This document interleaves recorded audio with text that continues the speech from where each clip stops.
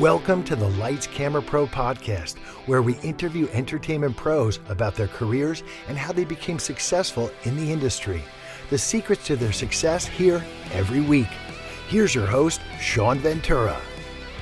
Hey everybody, welcome to the Lights Camera Pro podcast. I talked to my good friend Wayne Johnson about his long and storied career, going from advertising to Turner Classic Movies to so much more. I hope you enjoy it. When was the first time you knew that you wanted to be in the TV and film industry? I grew up around the box, that TV and which was the central part of most everybody's home. And I didn't even know what kinds of jobs might have been available in it, but I knew that it would be something that I felt that it would be something that I might be good at and might enjoy doing. So I picked a college that actually offered that as a major, radio and TV broadcasting at SUNY Oswego. It was one of the first broadcast programs in the country. Among the early graduates of the program was Al Roker. Okay. He was already working in the business as a college student. And I did, you're like everybody else, all young people, you sort of feel your way through.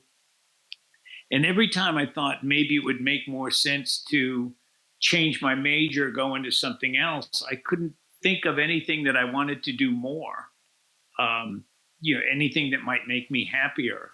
So I graduated with a degree in radio and TV broadcasting and then had no idea what to do with it.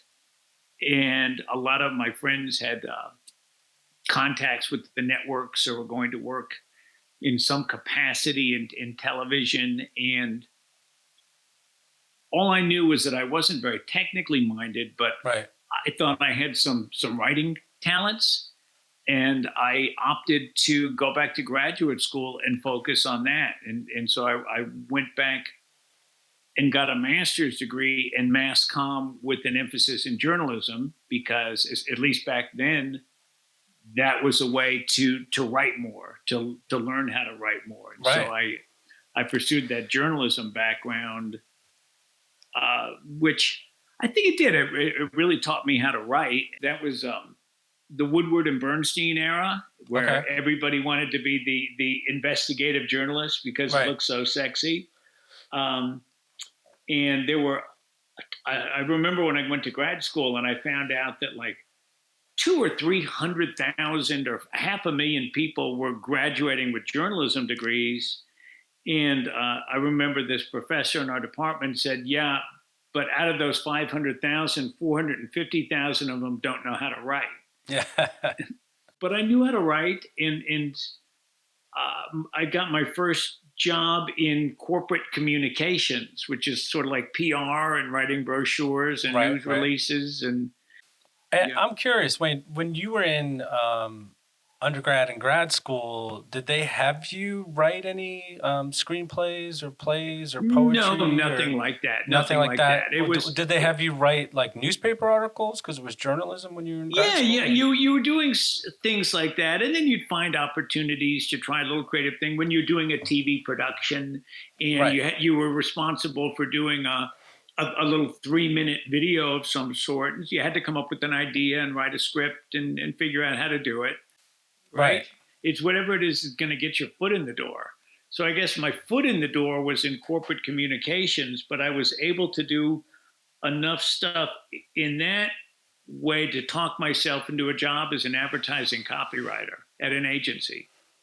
Right. And that was eye-opening because I thought of myself as a smart and funny kid, and I had this entire history of sort of pop culture trivia, like a lot of young people do, and I found somebody who would pay me for that,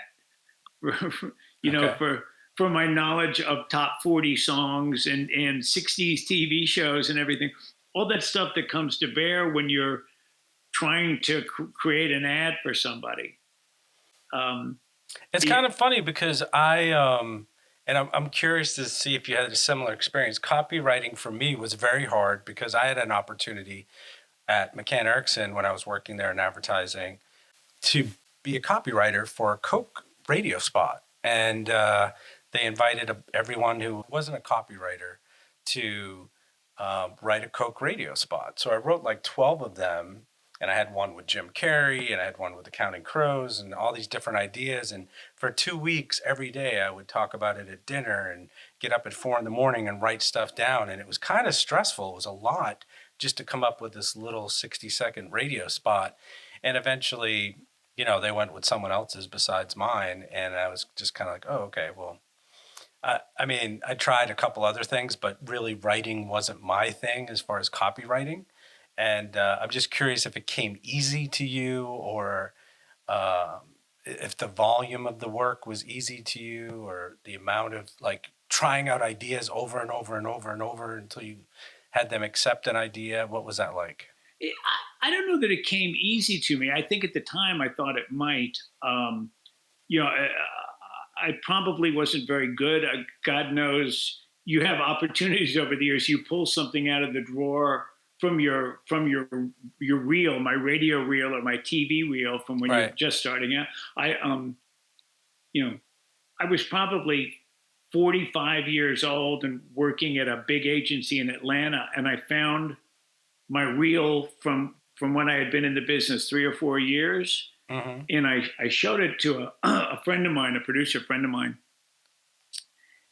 and I was watching it and kind of looking back fondly on these spots that I had done for this small local agency in Omaha, Nebraska. Right. And I was expecting to get, some sort of positive feedback from this good friend of mine who was a big time agency producer. And he looked at me and he said, listen very careful of what I'm going to say. Burn that reel. So you make don't show that to anybody. Never show it to anybody. Oh man. Yeah. But I was fortunate enough to work with people who were very generous with their knowledge and their advice. One of the I don't even know how much it goes on anymore. It's certainly not an official way, but the idea of getting a mentor, somebody who will take a liking to you and show you the ropes a little bit. It's a wonderful thing if it's the right person. And I had a lot of really smart people sort of pull me aside and help my work and show it along and sort of push me down the right paths so that the work got better. And I did, and so I had a certain amount of success at that, and worked my way up to a group creative director and creative director on some fairly sizable accounts like Valvoline Motor Oil, some regional McDonald's business where we were doing work that was being tested nationally. And was there a campaign or even a story that sticks out to you? Like, I think I told you my story about working all night for 24 hours and then going right into the pitch meeting. And then, it was for Powerade or something, and they went with another agency. But, did you do a lot of pitches or? Yeah, we did. We did a lot of pitches. I think I mentioned this in the previous conversation, but you wouldn't think of it when somebody says, where did the smartest people end up? Your first reaction wouldn't say advertising. Right. But I've got some perspective now after several decades in the business, and some of the sharpest, most astute people I've ever met got into the advertising business. Now, a lot of people go into the business and they try it for a couple of years and they wash out or get out. But the people who not only survive but thrive in that industry do so because they're really smart and they get it, and they can hone in on something and turn it into something else completely that makes everybody smile or laugh or say, wow. There was I'll just tell you a quick story. Jonathan Cranen, who came up with Priceless for MasterCard. He was the creative director of New York and eventually went on to be the worldwide creative director for McCann. He was very smart. Little guy, very intimidating, very few words, but he would just sort of take 20 people would be in the room and he would take bits and pieces of the information from everyone and say like, well, why don't we do this? And it was brilliant every time. Just a really, really smart guy. There was a guy at Bozell where I worked for about 7 years. He was the corporate creative director in New York. His name was Ron Anderson. He's got a great reputation in the business. We were working on a major campaign for Valvoline motor oil for a series of Super Bowl ads. So everybody was on it. We had people from other offices on it. It was sort of an all hands on deck. And, you're given a 5-page brief with all the information and the stories we want to tell. And I can remember distinctly that everybody brought their work in and we're in this big conference room. This was the end of the Mad Men era. So everybody's in there. Everybody's smoking cigarettes. Yeah.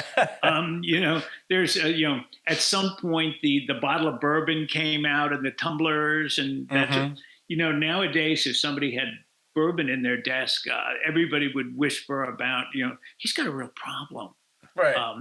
But back then it was just kind of the way people did business. I look back now and realize, that it was the end of an era that I was there. But anyway, we're all in there and everybody's presenting their stuff and, trying to take 3-5 pages of a brief down to something. And Ron Anderson came in and he had come up with a couple of ideas too, the corporate creative director. And he pitched his idea, and it was revolved around the line. People who know use Valvoline. Right. And it was an influencer campaign and about mechanics and Indy car chiefs and things like that. Right. And Ron put his idea on the table, and it was so clean and simple. And at some point, somebody raised their hand and said, well, what about all that other information that was, part of this assignment? And Ron looked and said, well, one of us had to have the guts to leave all that shit out. And I have to tell you, it's great advice. And it's probably been the number one guiding of my career since then, that somebody has to have the shit to leave, that somebody has to have the guts to leave all that shit out. And it's usually your job as the writer to take all that stuff and figure out. What I've said for years is when people give me an assignment is that what they're paying me for is to not only know what to say, but to know what not to say. Right. Exactly. And to simplify. Yeah. So let me just interject for a second. I just heard a story today that was so amazing that I never knew, but Walt Disney went around, and you might know this, Walt Disney went around to 30 different banks to get funding for his studio and eventually his parks, and everybody turned him down. And it's that kind of thing where, in advertising or in TV, when you're coming up with ideas, people turn you down, and you just have to still be crazy enough to come up with the crazy idea, the one idea that sort of breaks through, because it's so easy to be like, oh, I'm just going to do what everyone else is doing, or I'm just going to come up with similar ideas to the other agencies that do jeans or burgers or whatever. The agency business is wonderful. It can also beat you up a lot. That agencies, if they lose business or lose big account, they can do things. And in the early 90s, I got caught in a big corporate realignment where Bozell shut down a number of its regional offices. And at that point, I was at a crossroads and wondering what the next step for me might be. And I responded to I helped wanted ad. Writer, producer wanted it for Turner. It was Turner Home Entertainment at the time. Okay. Turner Home Entertainment which was the home video division of Turner Broadcasting. This was the golden age of home video. There was a Blockbuster store on every corner. Mm-hmm. And you remember when you popped that VHS tape in before the movie would play, what would you see? The copyright, don't sell this or make copies of this tape, FBI. And then you would see a trailer for coming soon to home video. Yeah. And then you'd see another trailer for coming soon to home video. And, once you got used to it, this is what most people fast forwarded by to get to the movie. Right. So that was really my first big transition from agency writer to media company writer producer. And a big part of what I was doing then was home video trailers. Very often, almost all the time, the trailer that appeared for a movie on home video was different than the one that appeared in the theater. Let me just ask you before you continue.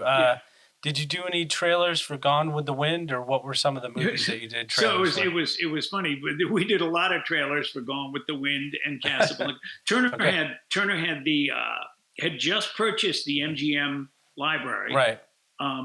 Ted Turner bought MGM, which everybody thought was crazy.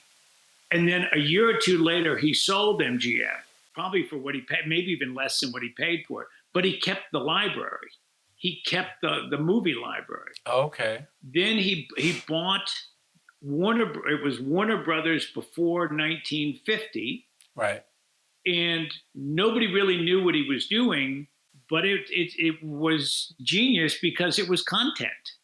It was content.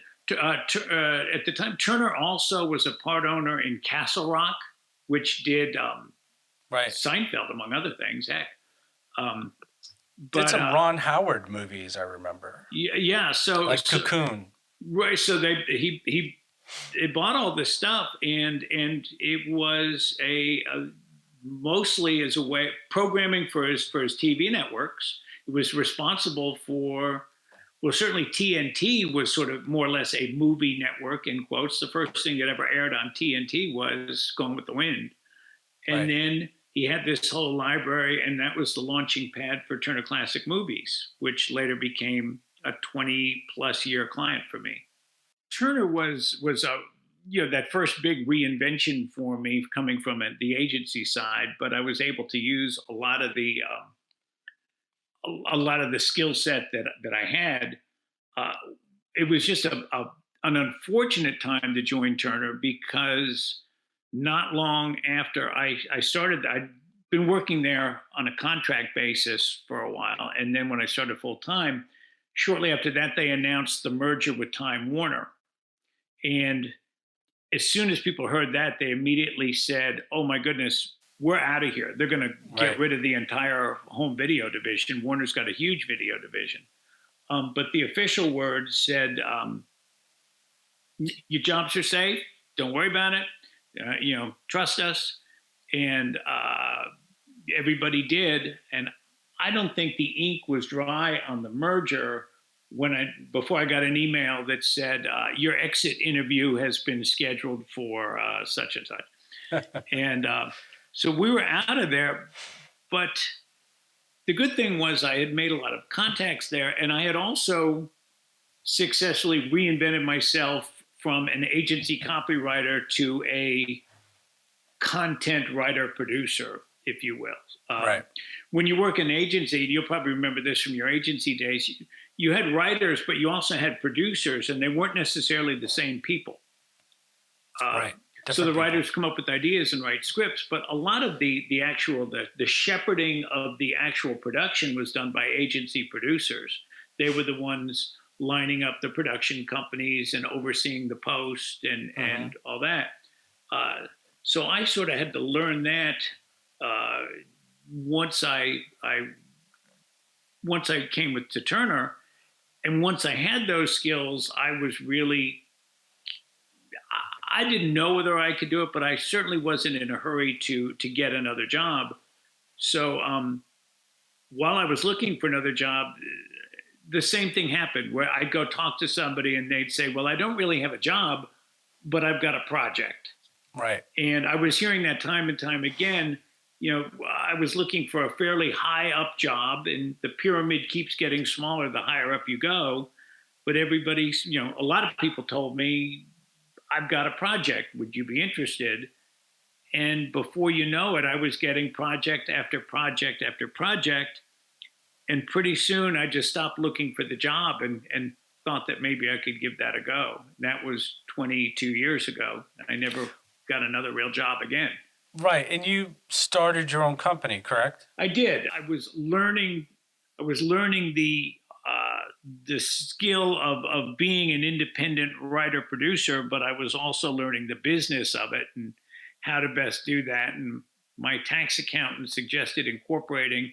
Some people do LLCs, some people do S corporations, and I did that. And basically, it's a way to structure your business in such a way so that you can get some tax advantages and write off some costs, and that worked well. So yeah, I started my own company, but I never really aspired to be a real company, to create edit suites and right.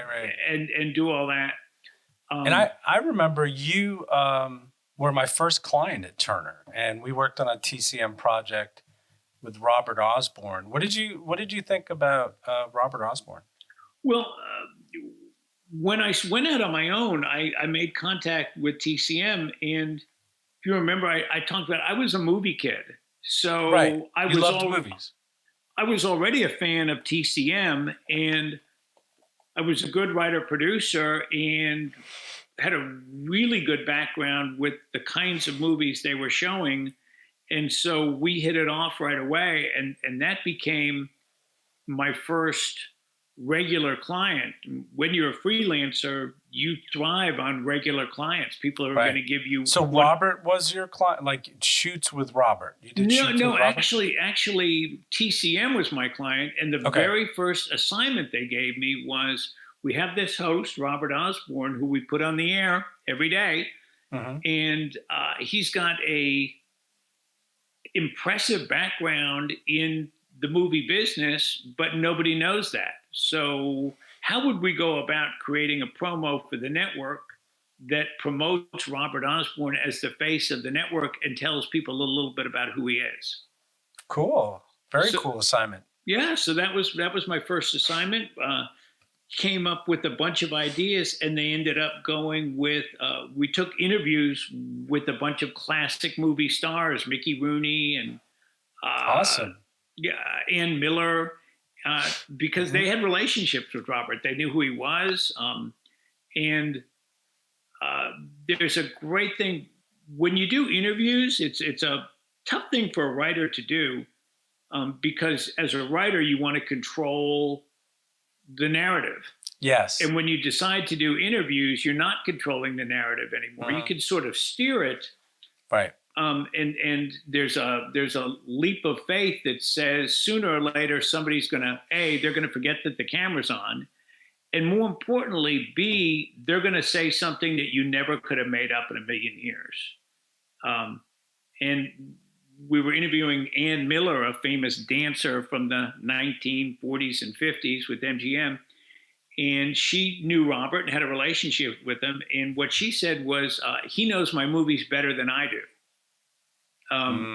Which is when you're trying to create an image for someone as being knowledgeable, it's a great line. And we sort of built the promo around that. Now, did you ever work on any guest programmers or the essentials? I worked on some guest programmers, and I was just amazed at how he would take these big celebrities, because you would see all the footage, not just the stuff that was on the air when they first started talking, not know them at all, some of them at all, and just put them at ease and get them talking right away. Yeah, so my involvement at the beginning was almost exclusively on the promo side. So when there were guest programmers and things like that, I was seeing all the footage because I would have to go through and find a way to do a 30 or a 60 second promo promoting that guest. Right. Later on, I began actually writing scripts. First for Ben Mankiewicz, I was the exclusive writer for Ben Mankiewicz for the first 10 years of his career there. Wow. and then began writing. I didn't know that. That's awesome. He's really good. Yeah. When Ben came, he was the second face of the network. Really, it had only been Robert, and they wanted to create a different persona for Ben on the air, and they brought me in to write for him because I wasn't writing for Robert at the time. They wanted him to be different, so that was the mandate. And of course, Ben has a lot of knowledge and a great personality anyway, and I was just able to tap into that a little bit and write scripts that didn't treat the movies quite the same way Robert did. Ben could be a little more irreverent or maybe speak in ways that weren't necessarily old Hollywood, maybe be a little more the fan rather than the expert. Right. Yeah. Right. Yeah, I totally get that. I totally see that. The 1990s was a great time to get involved with Turner Broadcasting because it had already survived its fledgling years and was now beginning to soar a little bit, but there was still this great entrepreneurial spirit there. Great example of that was Cartoon Network, which was fine. And Cartoon Network was being programmed and promoted by just a bunch of 20-something guys. And before long, they started creating content and promos that weren't really aimed at 7-year-olds, but were aimed at making each other laugh. And out of that, Adult Swim was formed. Right. A Cartoon Network for 20-somethings. Exactly.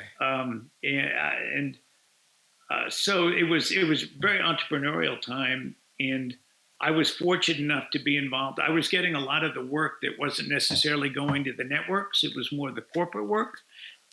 So they needed sort of a catch-all producer who could come in and do any number of projects. And I was fortunate to get a lot of that work.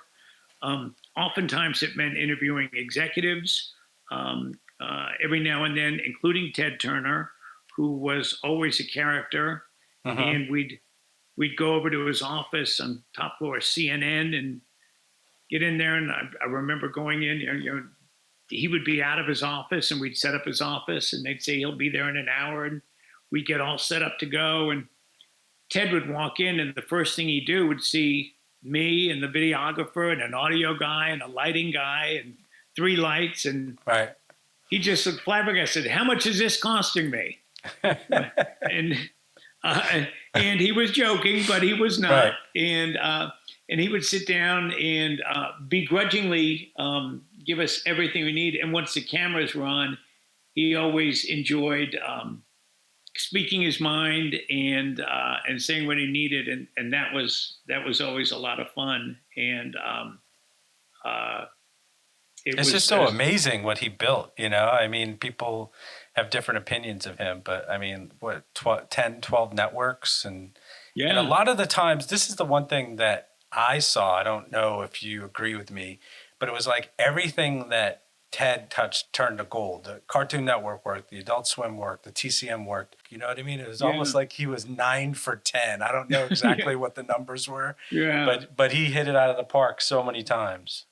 TCM had its own identity because it was a commercial-free network. And so they didn't want things to feel commercial. They wanted things to feel organic, and they wanted the promos to sort of have the same kind of look and feel as the programming, which is a wonderful opportunity for a creative person to be in there and do that. They had great designers and high aspirations. You didn't even need to hit a time. It didn't care whether it was a 15 or a 30 or a 60. The answer was a promo. Right, you could go over, right. Promo could be as long as it needed to be, which was nice. And they also had the deadlines weren't as tight. So, of course, on the plus side, you got more time to work on things. On the downside, they got more time to change things again and again and again. Right. All of my editors knew that I enjoyed being, a hard ass, having a little bit of fun. Sometimes working on TCM, I would hear my client coming down the hall, one of the TCM executives, and I would just say to my editor, "Go with me on this." And as I would hear them come in, I'd say to the editor, "Well, that might be good enough for you, goddammit, but it's not good enough for Turner Classic Movies. So let's turn around and do it again." Oh, hi, I didn't hear you come in. Just quickly, what did you think of Filmstruck? I mean, Filmstruck for me was like the Shawn Ventura channel. Like they made that channel for me. Those are all my filmmakers that I love, Godard and I mean, I just loved everything on there. Yeah, and I loved the little interstitials that they made. I made a couple of them myself, but so I thought Filmstruck was a wonderful idea, and again, I was given an opportunity to not only write some of the interstitial material, but also do some of the marketing pieces for it.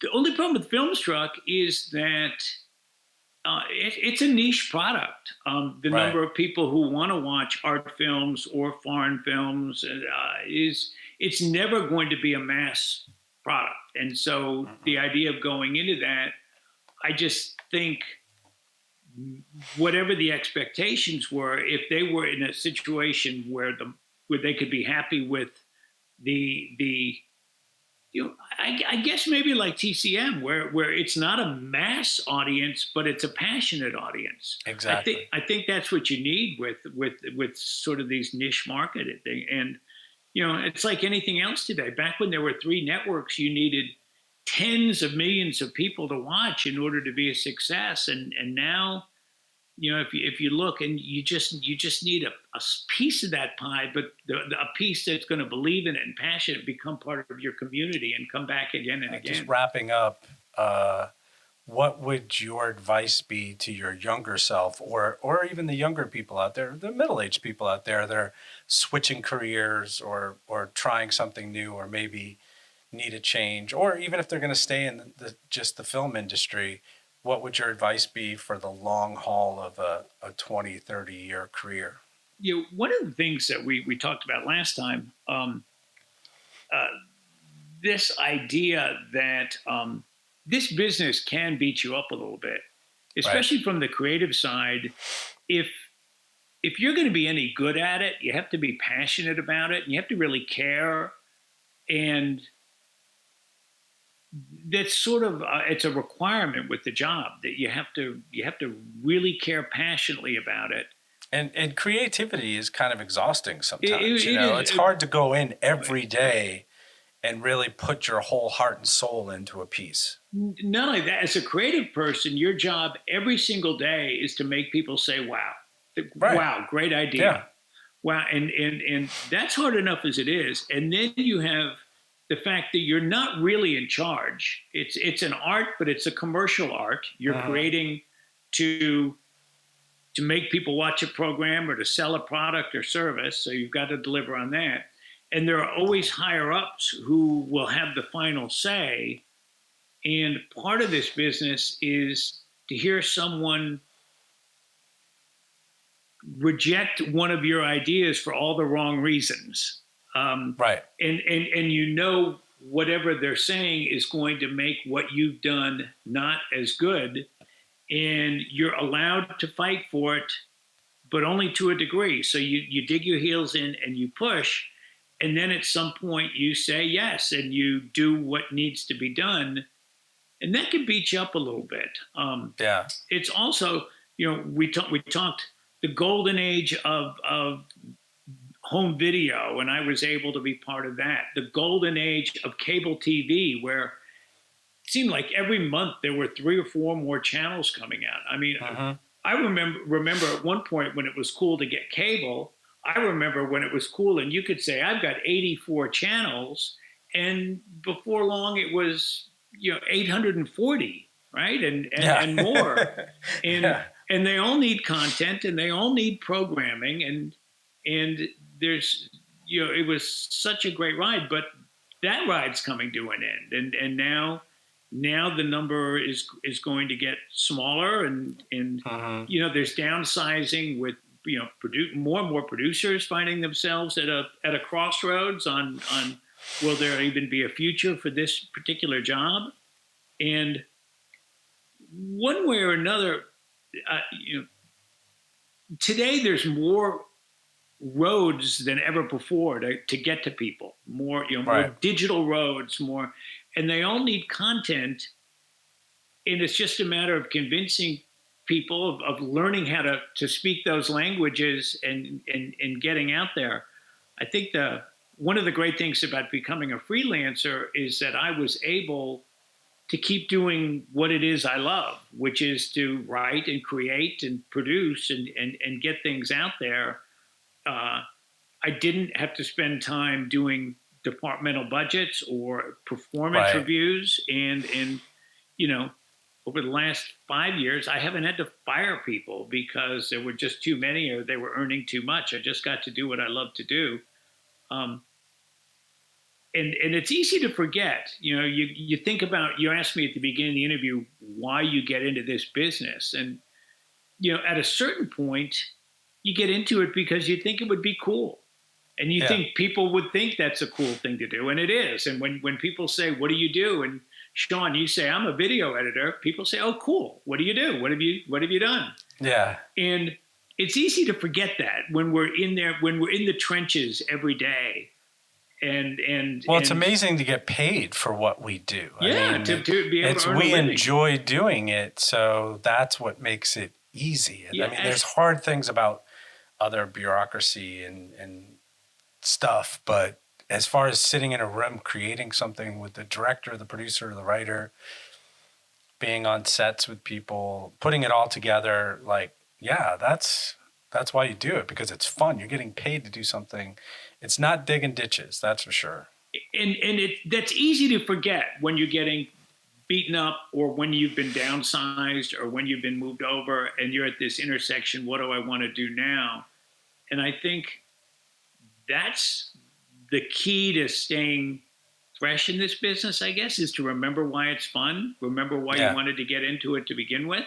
And I think it's also finding the right people, like finding the right job. There have been times in my life where I've taken a job because I'm like, oh, I have 3 kids and they need health insurance. And if you could just hold off for one more job and find that a better fit, it's like dating, marrying the first person you meet or marrying the 30th person that you meet, so that you can sort of make sure that it's the right fit.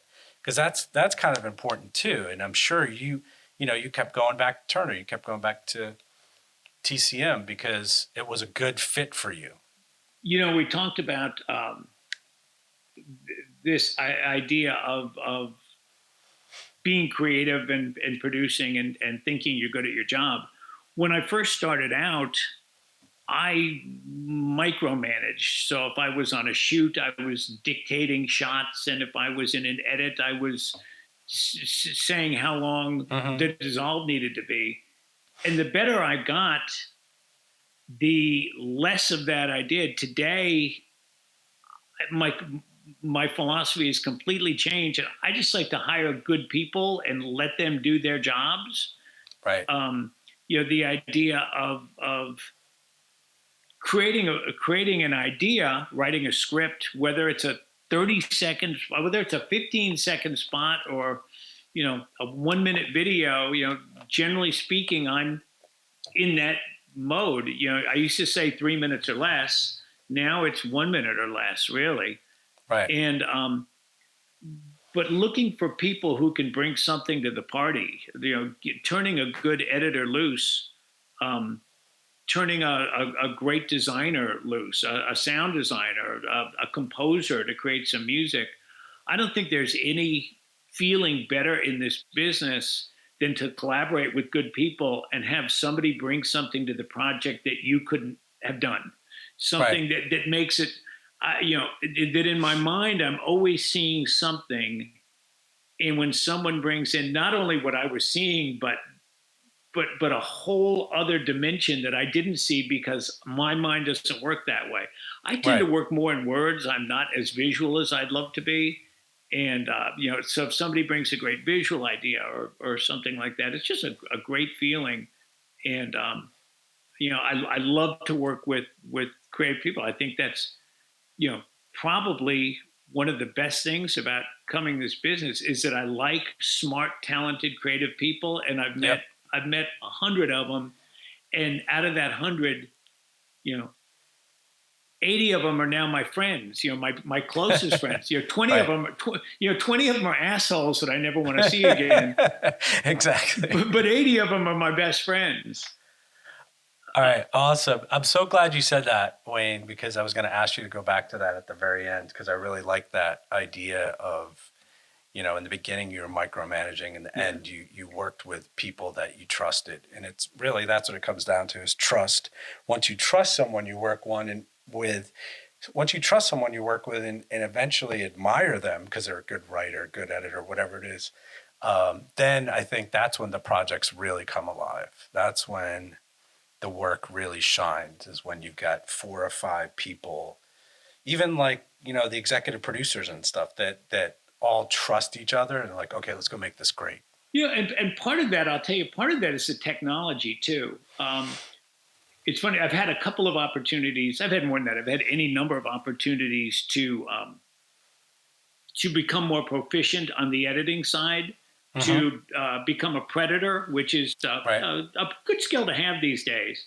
And while I was coming up as a writer-producer, I figured that you got to be doing it all the time, and that there would always be an editor who's better than I am. And I that's why I never really pushed that part of it. Forever, you want to work with a good editor, but I always thought the best measure of an editor is just somebody that I want to spend 8 hours in a tiny room with. Yeah. But now that you don't have to be there, and you've got all sorts of electronic file transfer, editors are now they're spending 8 hours in a room alone because they don't need the producer in there looking over their shoulder. Right. And so everybody's trying to save money. But let me just throw this last idea before we wrap up. Sure. I've heard this a lot, and I actually believe this because it's how I am. And look, we're doing a podcast now, and Mike Thomas, who was a executive producer at Turner, has gone on to do the Malibu Film Festival, and he's working on podcasts now. Like, the work changes. You're the same person, the same creative, but the word is adapt. And I think you have to adapt to, okay, we might not be making videos for television anymore. We might be making them for the internet, or we might be making podcasts. And what do you think about adapting? It's kind of along the lines of that reinventing that you were talking about, but it's also adapting to say, okay, maybe I need to work over here. Maybe I need to focus over here for what I want to do. Well, it is. It's what the technology is driving, but it's also what the marketplace is driving. And that's, I was kind of getting at that. There are any number of ways to communicate to people now, but it all comes down to storytelling, right? That's it's like, how are you going to tell me this story, whether it's a story of a product or a service or a TV show or a movie, all these different things that I've promoted over the years. But you're still finding a way to make people interested in that, or to make that subject matter interesting to somebody else. Right. And so once again, while the specifics of it may have changed, that desire to tell a story that somebody thinks is clever or smart or fun or funny, it's the same thing. You're still telling a story. Yeah. And once again, when it's done, you always want somebody to say the exact same thing that I wanted people to say at my first job at an ad agency 30 years ago, which is, wow, great idea. Yeah. It's always the best. Yeah. Wayne, thank you so much for doing this. Thanks for listening to the Lights Camera Pro podcast, where entertainment pros talk about how they made their dream into a career. Thanks for listening, and subscribe. And check out our Facebook, Instagram, and Twitter pages. Thanks to Bob Juergens for the Rockin' VO and Joseph McDade for the music. Next week, I talk to my good buddy Steve Daly, who went from the MLB Network to working with Shaq and Charles on Inside the NBA. See you next time.